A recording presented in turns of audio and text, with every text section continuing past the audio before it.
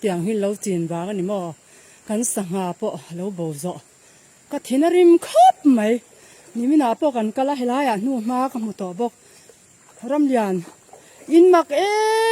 mai ama khi ka dem sanga dil em in khoi sakhi chu e analu tuk kan ding chin ko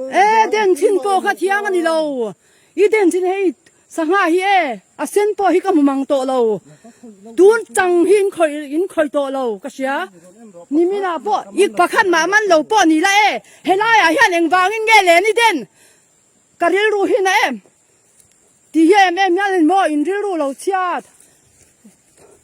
sanga them kan ti ma po hian in lo khoi to ti hi cha du ni mi na po nu ma thar ta ka om chu wangin chu wangin a voi na chang ani lo ti hi chiang to chu wang chuan ni le I mak mai ingat nge ti memory ru hi pu chat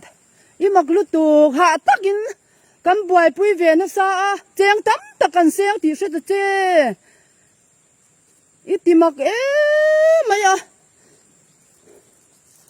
man phei leng ting ai tiang ke ni pon du hun na kan man thei le leng hey sanga sen mu tur po om to lo voi khat chau hi in ti to lo ti hi kan chiang a ai ti chin na po ni se la mo ka ngai dan hi ni lo khop mai iti mak mai hi ka lo wang ania ni tina kan kalna mi zong zong pon an ring chewa ril run wam hian in siam ngai lo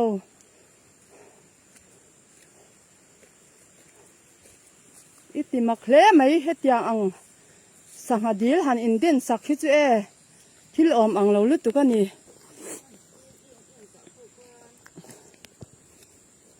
sanga po hi kan da tewa in seveka in muvek nun mo ya pona seveka CCTV po kan da chiang khopang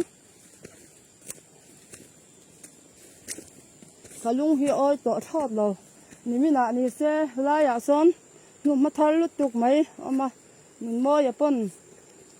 di lami sanga aman ti thom po kan sia ti mak hle mai